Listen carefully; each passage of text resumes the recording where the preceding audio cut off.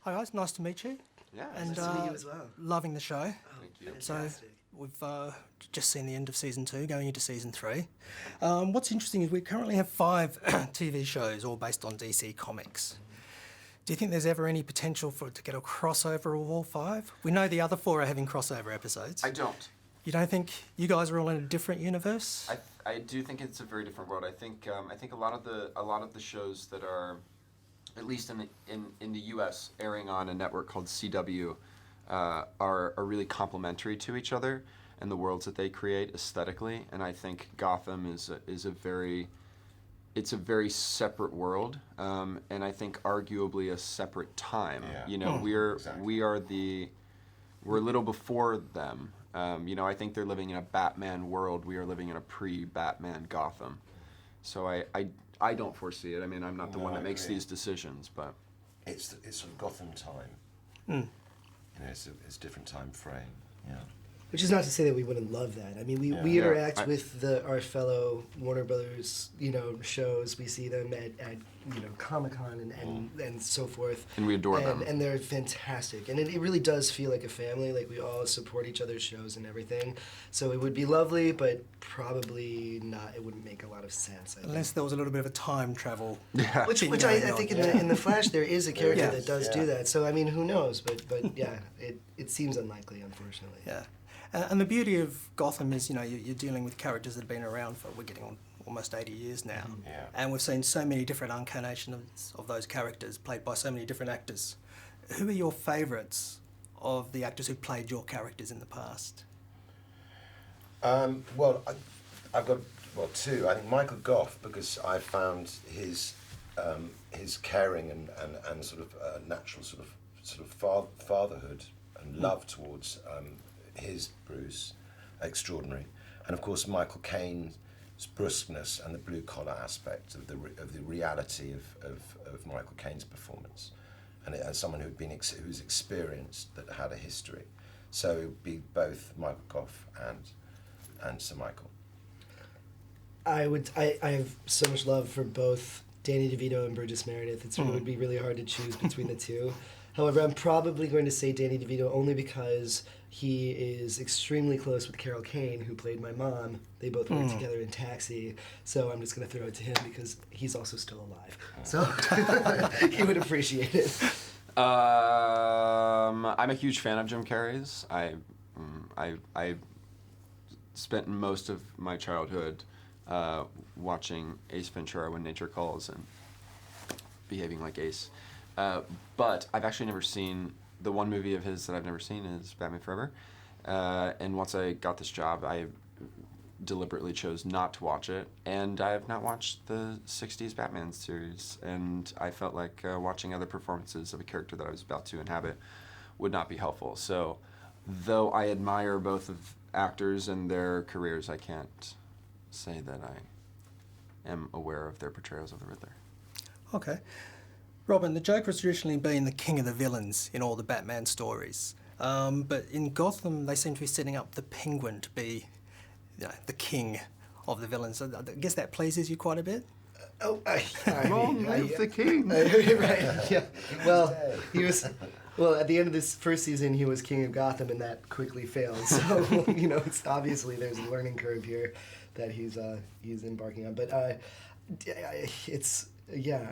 just being a part of this show is exciting enough, and being able to work with these 2 gentlemen and everybody else in our wonderful cast, it's incredible. But I don't know, I hasten to say that he is the king of the villains because,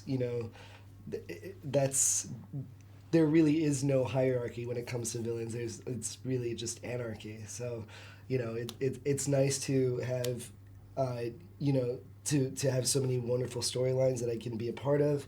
But yeah, I don't know. Being on the show is a dream. So. Yeah, and speaking of the Penguin and the Riddler, do you think over the next couple of seasons we might see them develop the familiar costumes we know them for? Do you think that's eventually going to happen in the show? Oh, I believe so. I mean, it'll obviously be a different, and is a different treatment of the visual of the characters. But yeah, that's what the thing that I enjoy also is, like, for example, like in the first episode, he's maimed by Fish Mooney, and then thus the waddle is developed, the specific walk. And then I think as we go forward, in the comic books, the monocle is another injury that he receives.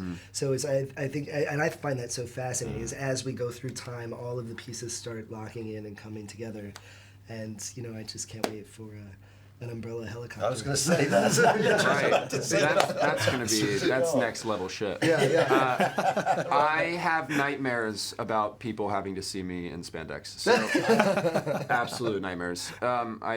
For public health and safety concerns, I think I have a lot of faith in our costume designer that he will come up with something extraordinary and inventive and fresh for a Riddler costume that does not involve Lycra. And I think that moment will probably come eventually. I mean, he has to don the title of Riddler. Like, he has to claim that as like, oh, this is my weaponry. He's used it. He just doesn't realize that that's his identity yet. And so it's going to be really fun when he starts saying like, oh, this is my thing. I terrorize people the best with my mind and my words. And so I'm looking forward to getting to that point. And then once he reaches that point, then it's just going to be getting extravagant and then wearing more costumey stuff. Yeah. And a final question for each of you. What is the most challenging aspect of bringing your character to life?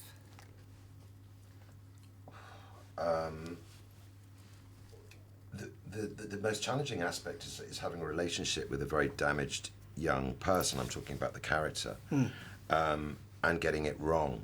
So the challenge is because I have a teenage son myself, this virtually the same age as David Mazouz, who plays young Master Bruce, is finding a way of communicating with them and getting it wrong or right. They're both as damaged as each other, both Alfred and young Master Bruce. So they walk a very, very tenuous line. But that's the thing that concerns me and concerns Alfred the most. The most dangerous aspect is getting it wrong.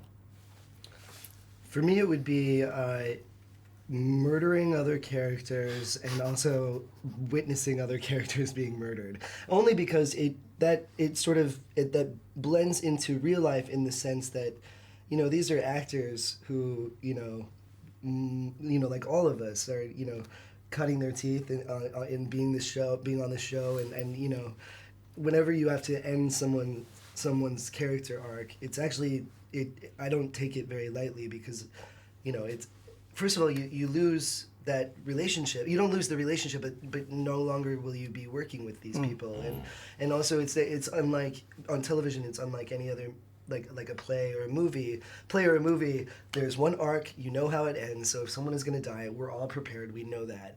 On our show, if someone's character dies, there's this, for me at least, there's a real sense of loss, because I just think of we could have had, hopefully the show will go on, we could have had years together of working and creating and being part of this community.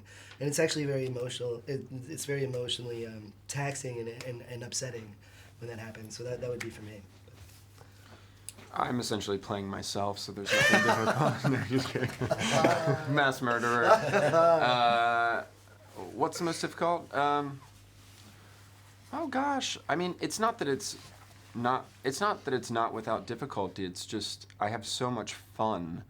And I've been constantly surprised with where things have been going. So if there's any difficulty, it's been just saying yes to everything, accepting that this is the path that this character is on. I mean, it's not. I really don't know how to answer this question because everything's been so delightful and I've enjoyed it so much.